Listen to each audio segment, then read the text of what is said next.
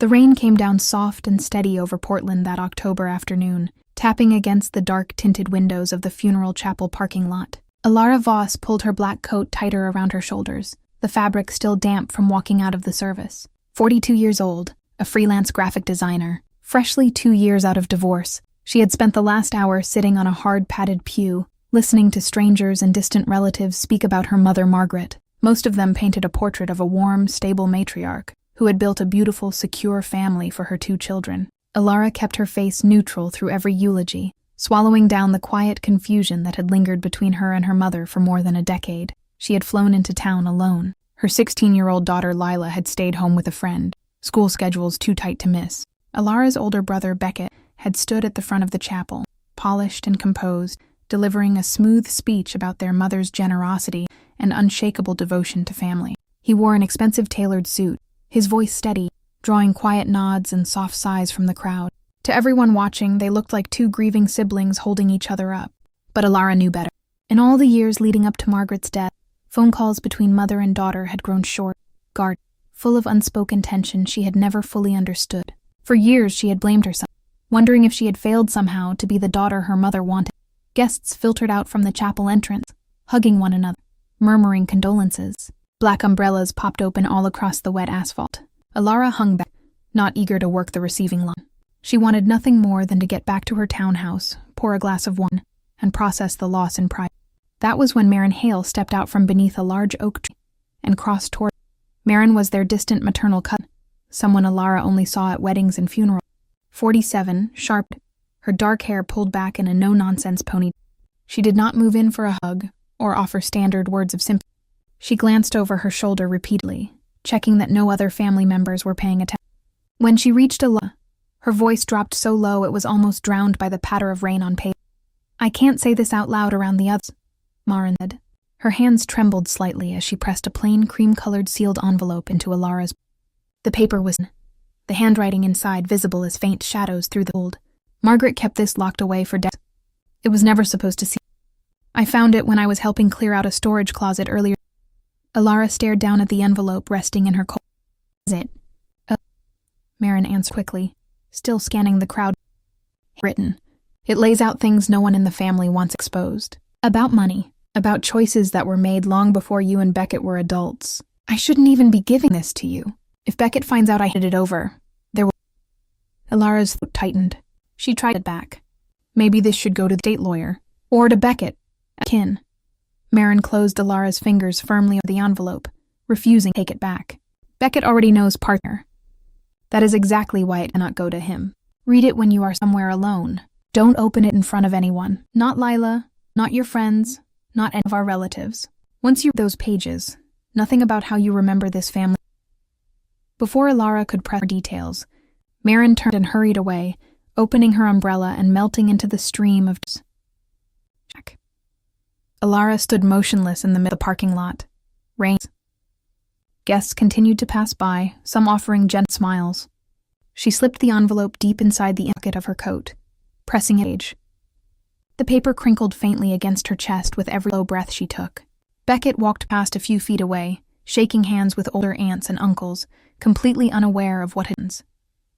He caught her gaze for a second and gave her a silly nod. Elara nodded back, her head spinning.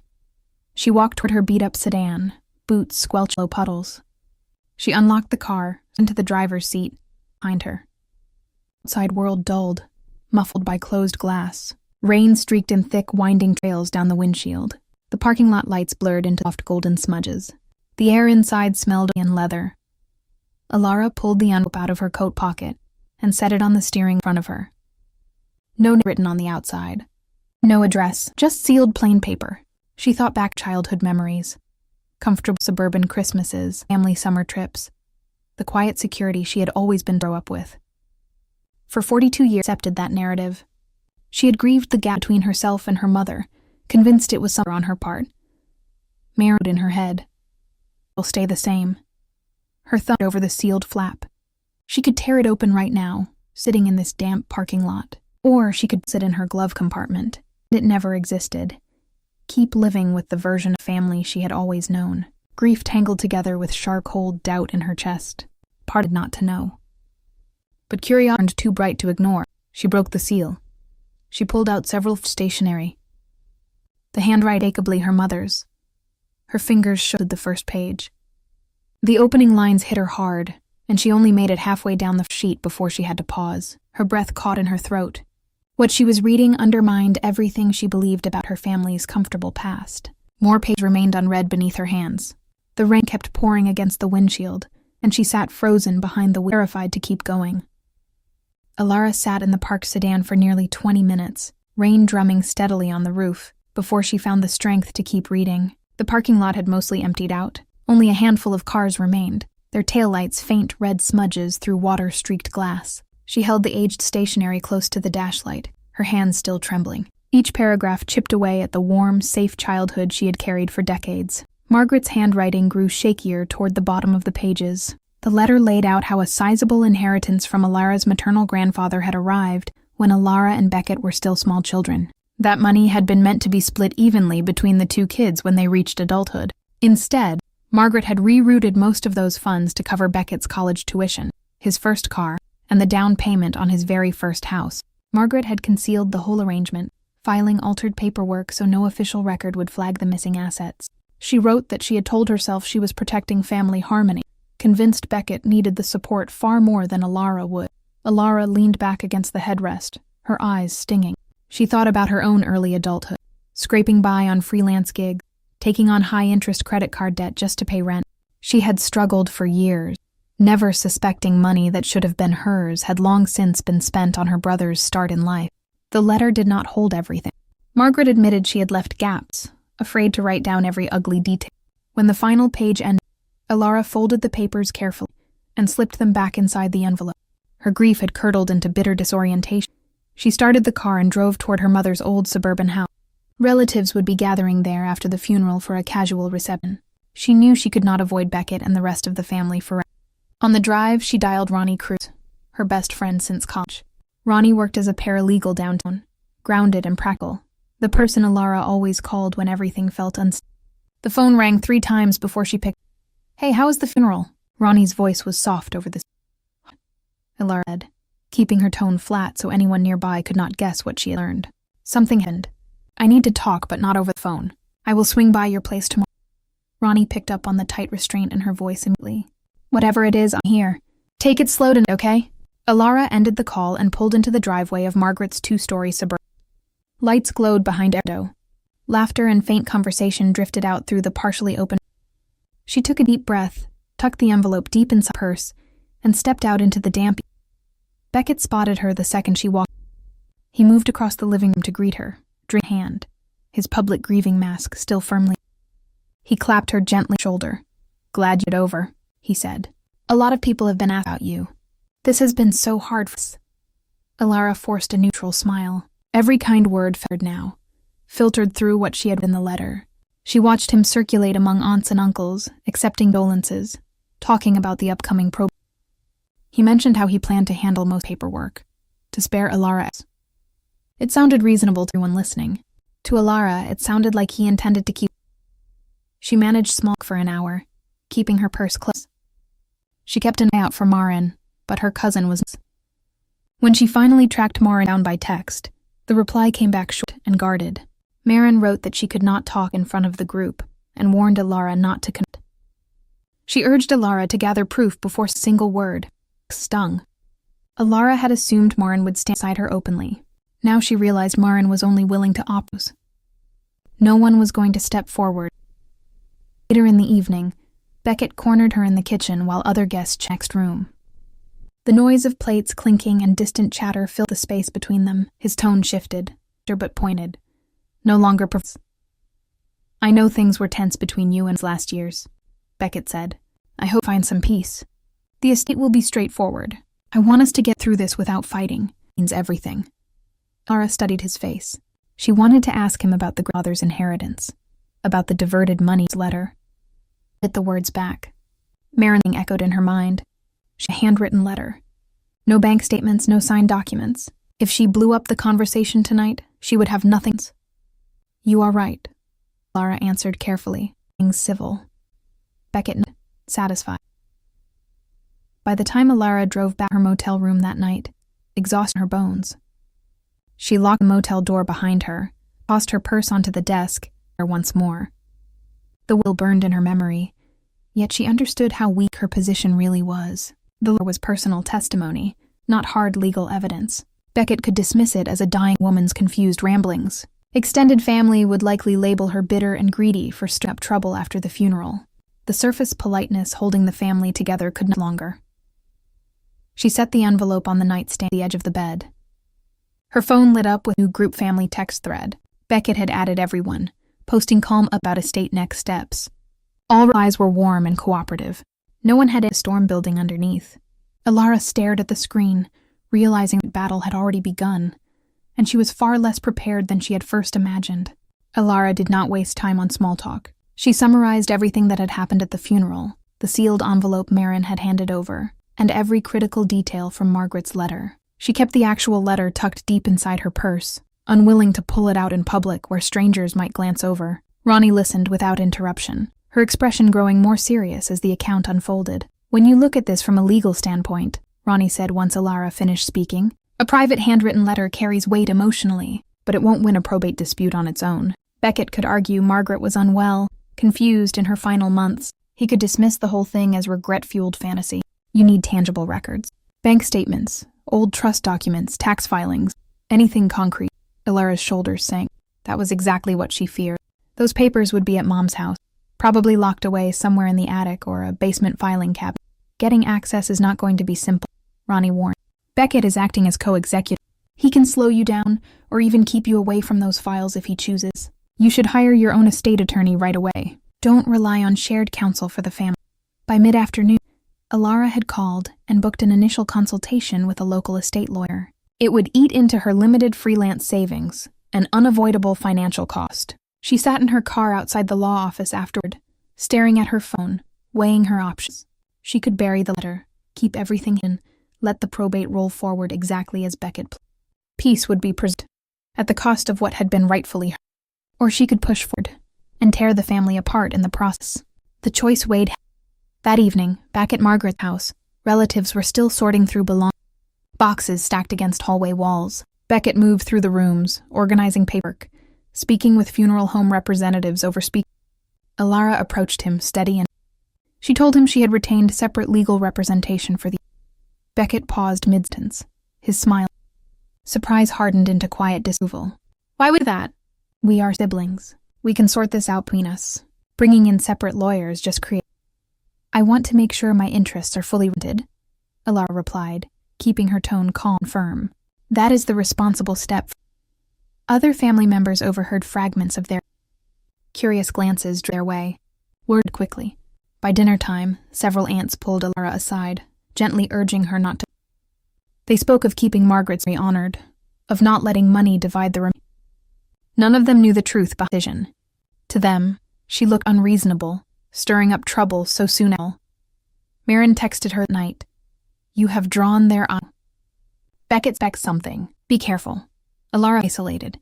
She had known pushing back would carry a crucial price, but experiencing it first. She retreated upstairs to Margaret's attic, hoping to hunt for those old financial records Ronnie had talked about. Boxes, photo albums, holiday decorations, and forgotten household goods filled the space. She rummaged for over an hour, dust coating her sleeves, but the key filing box she needed was found. When she came down the stairs, Beckett stood in the living room. The house had grown quieter. Most guests night. His voice was low, sharp, no longer mad. "In the attic," he said. "What exactly are you looking for?" Elara held his gaze. She would not lie, but she also would not lay every card on the table yet. "I am reviewing others' old records. My lawyer advised me to go through all relevant material." Beckett's jaw tightened. "It is getting out of hand. Mom wanted us to stay united. Can't you respect that?" In that moment, Elara understood there would be no reasonable voluntary compromise. Betty was in the right. He saw her new lawyer and her search for documents as betrayal protection. The soft civil protection wide open made her costly choice. Not turn back now. Hossie was aimed directly at her. This kept climbing. She walked toward the front door, over her shoulder. Outside, night air wrapped around her. She paused on the porch, looking back through the living room window at her brother standing alone amid boxes. She had shifted from passive grieving to active defense. There was no going back. But she also realized Beckett now anticipated her every move, and the road ahead would be far more hostile than she had anticipated. The days after hiring her lawyer blurred into a tense waiting game. Elara remained in Portland, renting a small short-term apartment instead of returning home. She needed to stay close while probate procedures got underway, and she refused to leave all the estate decisions entirely in Beckett's hands. Back home, her daughter Lila texted her daily, asking when she would fly back. Elara kept her answers vague, not wanting to dump this heavy family mess onto a 16-year-old. She kept reaching out to Marin, hoping the cousin would step forward and give more details, or at least confirm pieces of the letter's story. Elara naively believed that since Marin had handed over the letter, she would stand beside her through the conflict. She sent long text messages, asked for phone calls, tried to arrange quiet, private meetings. Marin kept pulling away. Short, evasive replies trickled in hours later. She said she could not risk being seen associating too closely with Elara. Beckett had been asking other relatives questions about who had spent time around Margaret's storage closet before the funeral. Marin feared being exposed as the source of the letter. One afternoon, Elara cornered Marin at a small family get-together at an aunt's house. The living room buzzed with casual chat. Elara pulled her into a quiet hallway out of earshot of the rest of the group. "You gave me that letter," Elara said, keeping her voice tight and low. I need whatever else you know. Without hard documents, my lawyer says this is almost impossible to prove." Marin shifted uncomfortably, glancing repeatedly toward the doorway. Her face was gone. "I gave you what Margaret left behind. That is all I can afford to do. If Beckett traces that envelope back to me, I will become the family villain. My own kids still rely on connections within this side of the Does that mean you are just going to step back and watch?" Elara asked. "I told you from the start I could not fight this battle for you," Marin answered. "I only opened the door. You have to walk through it." Before Elara could press further, another relative wandered into the way.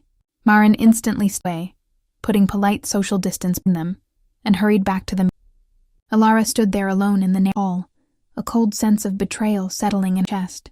She had misjudged Marin. The cousin was not only a disgruntled outsider willing to pass along it, but unwilling to face any consequences alone. Later that evening, Elara met Ronnie at her.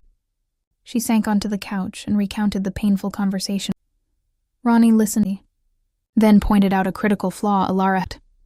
"You have been treating that letter like absolute truth," Ronnie said. "Margaret wrote it from her own. She could omit facts, spin events to soften her own guilt. It is testimony, not objective record. Parts of it might be biased or..." Elara had never seriously considered that possibility. For days she had accepted every line as pure fact. Doubt began to creep in, layered on top of all her What if she was building her whole case around a one-sided confession? While Elara was reeling from the realization, Beckett moved quickly to shape.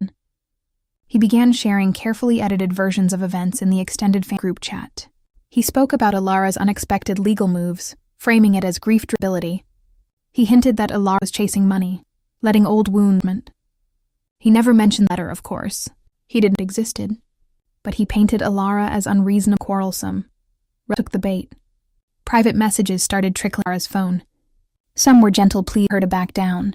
Others were sharp, accusatory notes telling her to stop dishonoring Margaret's memory. A couple of distant aunts stopped answering.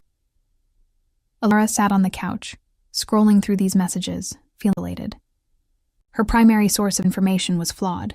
Her one potential inside ally had abandoned her. Most of the family already saw her as the troublemaker.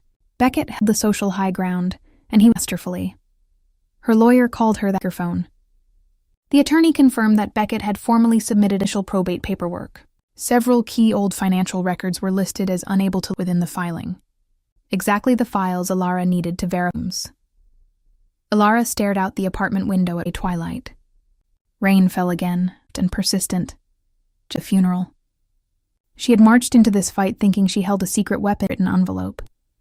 Now she understood how limited her position truly was. There was not complete proof. Marin would not help. Documents were missing. Beckett was against her. The situation was far worse than she had imagined when she first broke the envelope open. She set her phone on the coffee table. A heavy exhaustion washed over her.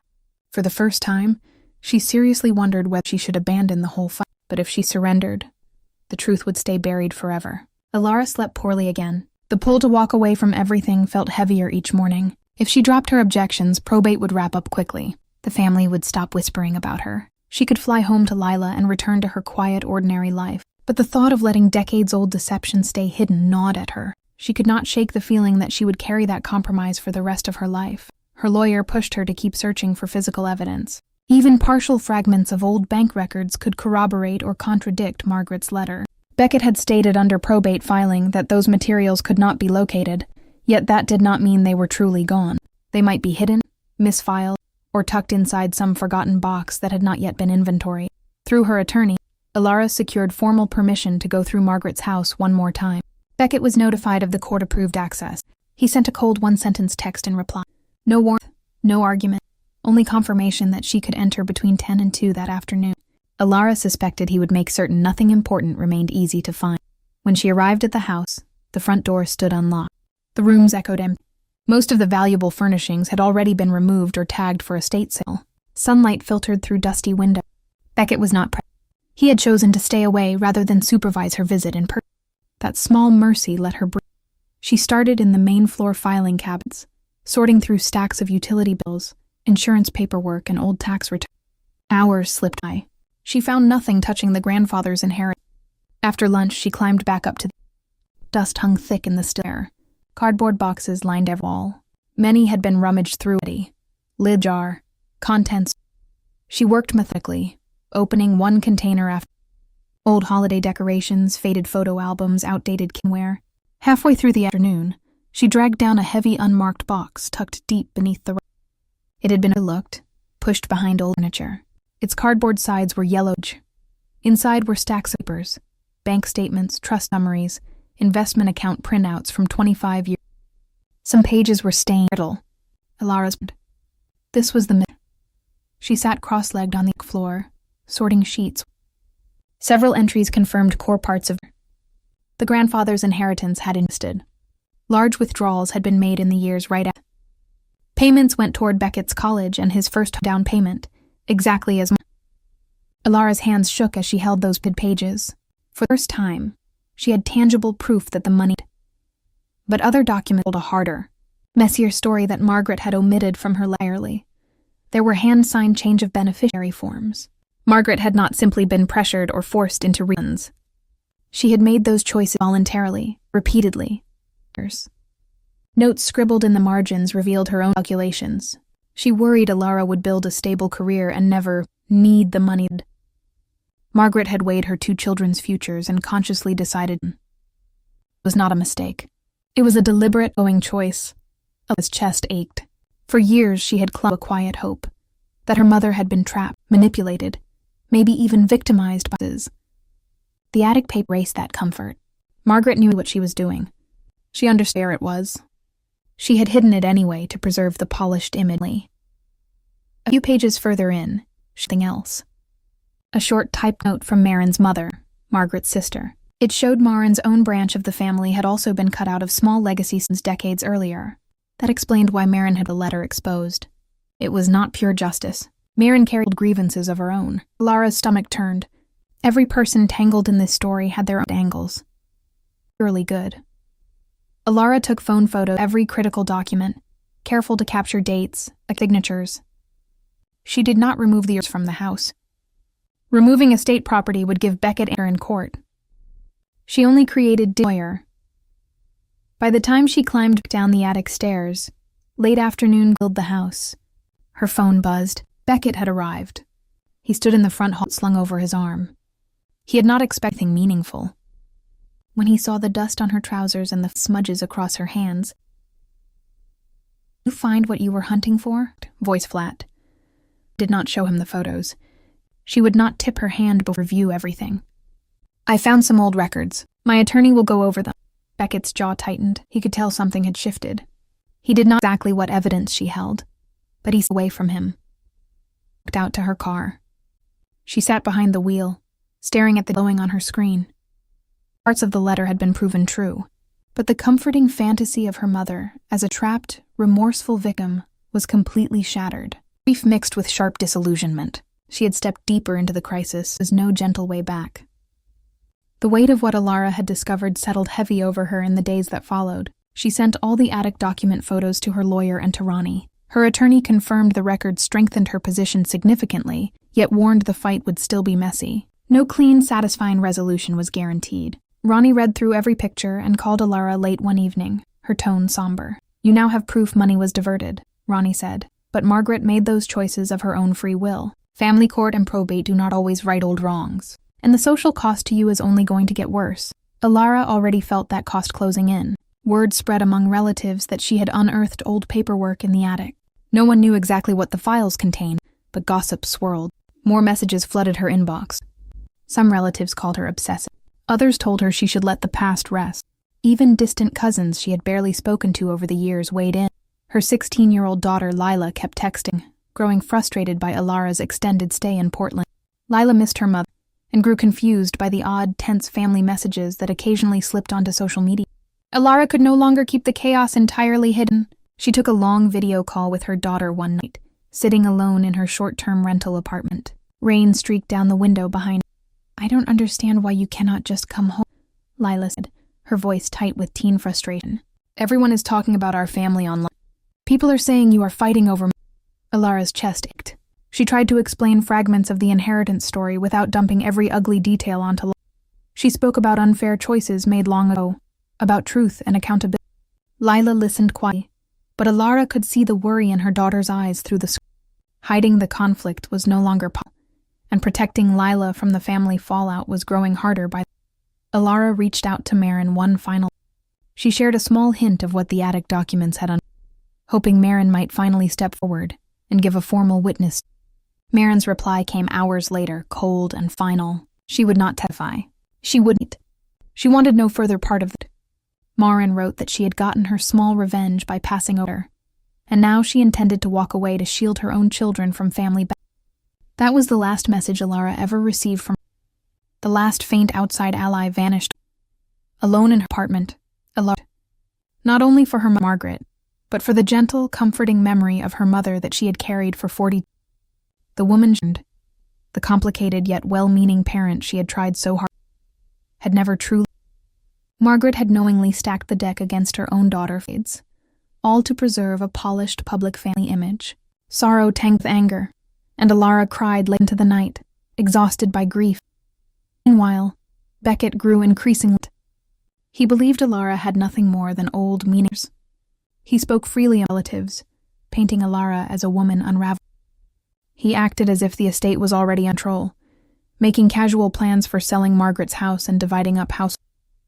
To everyone around him, he appeared calm, reasonable. He genuinely believed he had won the war.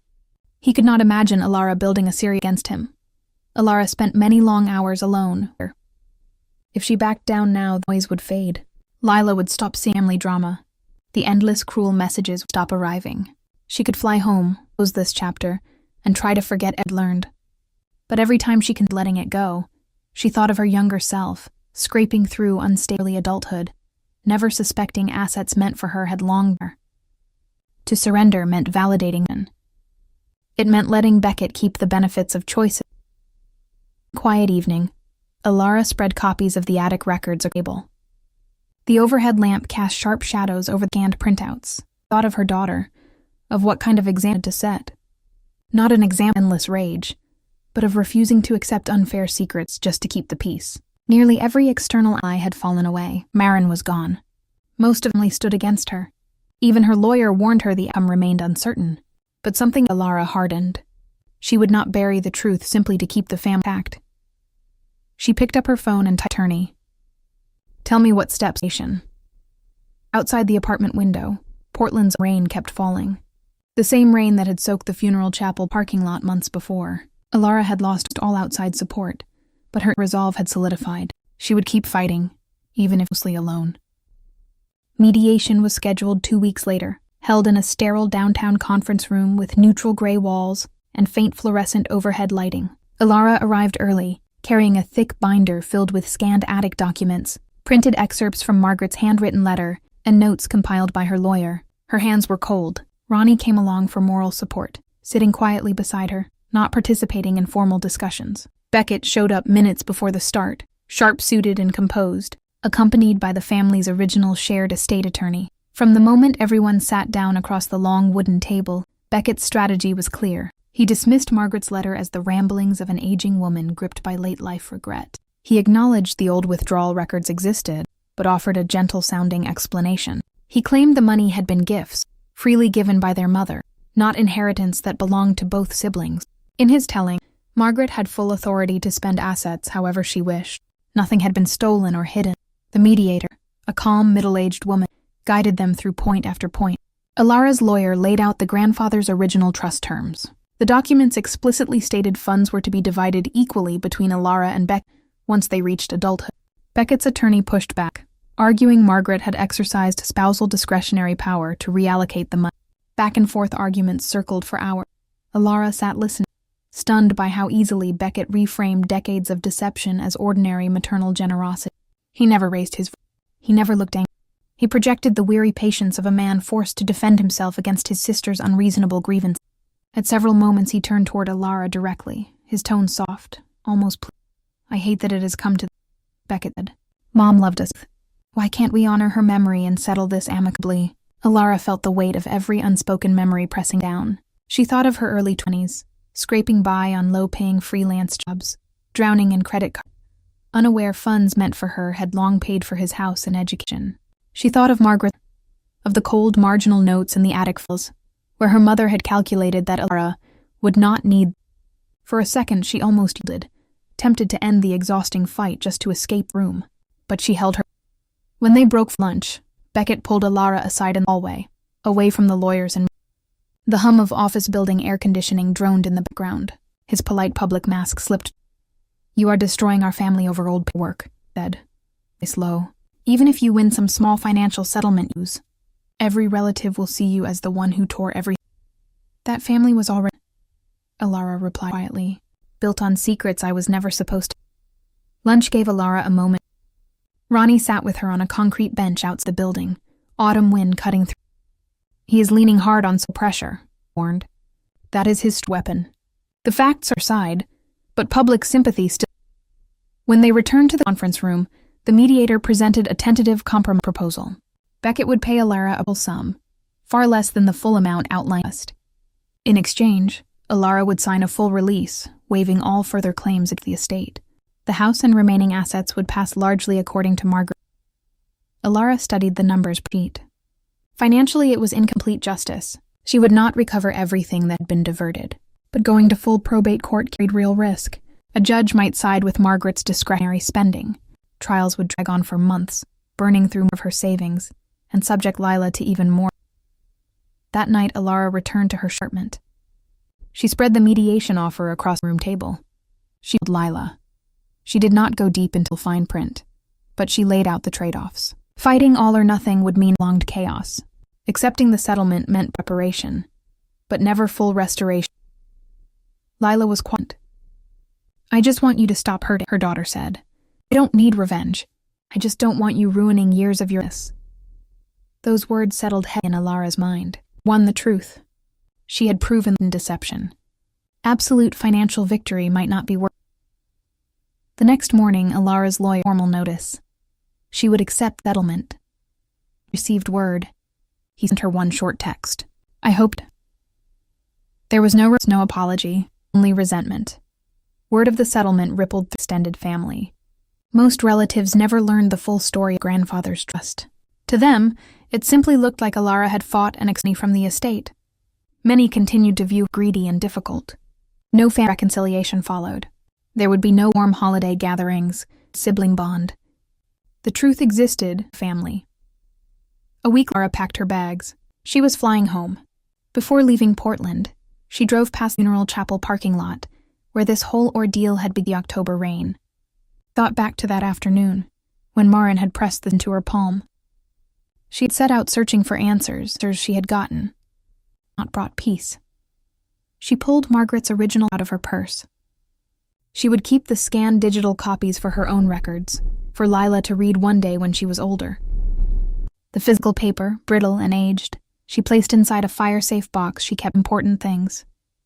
It would not be passed around to relatives. It would not become family gossip. It would rest, locked away, a quiet memorial she had uncovered. As the plane climbed away from Portland, Elara stared out the window at gray clouds endlessly below. She had not won everything, refused to live inside a lie. That, she realized, would have to be enough. 6 months after Elara flew home from Portland, the rain-soaked autumn of Oregon had faded into spring. Elara's daily life slipped back into familiar rhythms. Client deadlines filled her workdays, and most evenings she shared quiet dinners with Lila in their small townhouse. The mediated settlement money had arrived in her bank account months earlier. It was less than the full inheritance, but it erased her old high-interest credit card debt and gave her a small financial buffer. The money fixed practical burdens, yet it never erased the heavy emotional residue of everything she had learned. She rarely heard from Beckett. Text messages between them stopped almost entirely once the estate paperwork was fully signed and closed. No birthday calls, no casual check-ins. They existed now as distant strangers bound only by blood. Extended family gatherings dried up too. Aunts and cousins still posted holiday photos on social media, but Elara was no longer invited. She saw those snapshots sometimes. Beckett smiling at dinner, surrounded by relatives, still cast as the wronged, steady sibling. The full truth never spread widely through the family circle. Most people still believed Elara had fought over grief. Occasionally, Lila would find the fire-safe box tucked in the back of Elara's closet. The teen knew the box held Margaret's original letter and printed copies of the attic financial records. Lila did not ask to read them. She only acknowledged their presence, quiet proof of secrets buried within their family history. Elara told her she could open it whenever she was ready. No pressure, no rush. One Saturday afternoon, Ronnie showed up at the townhouse with takeout coffee. They sat out on the back patio, sunlight filtering through young green tree leaves. Spring breeze stirred the... "Do you ever regret settling instead of pushing this all the way through court?" Ronnie. It was a question she had never voiced back during the chaos of mediation. Elara stared out across the small back. She thought about what a full trial would have cost. More savings burned away, months of... Lila exposed to even more cruel family gossip, with no guarantee.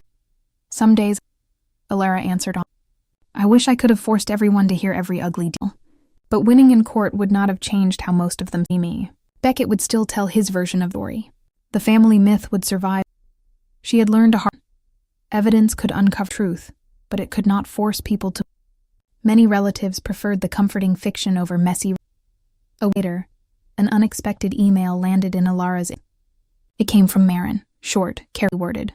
She wrote that Beckett had recently brought up the old estate dispute at a family reunion, still painting Elara as the... Marin admitted she sometimes felt guilty for handing over that letter, and then, though she still insisted she could not have risked public conflict. She had no new documents, no further runs.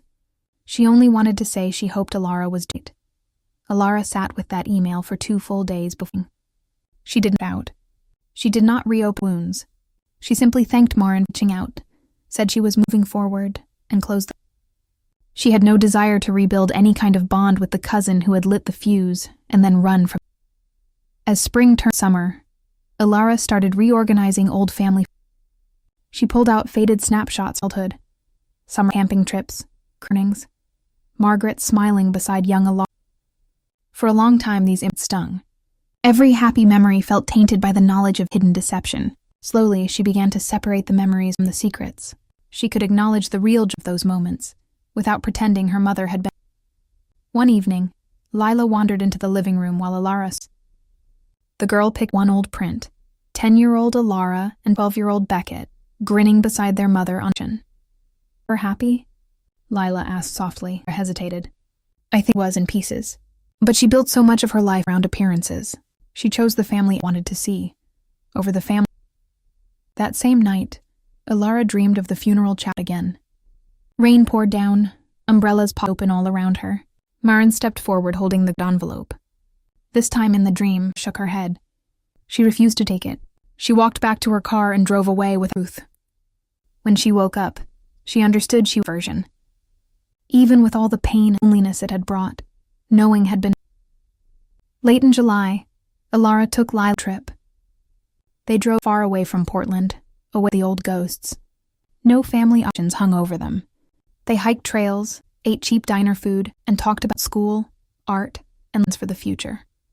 On one quiet campground night, sitting at a small campfire, Lila books. "Today I will read all of it," Lila said. "Not now, but someday." Elara nodded. "When you are ready. It is not a story to carry alone. It is ours to know." The conflict would never have a satisfying Hollywood ending. Grand public reckoning. Tearful apology from Beckett. Big family reconciliation. The lies had been unearthed, partial justice secured. Yet many people would go on myth. Elara gazed into the fire flames. She had lost the thought she had. But she had gained some solid clarity. She knew exactly where she came from, what had been hidden, and what she would refuse to her own daughter. Truth did not always heal wounds, but it set you free.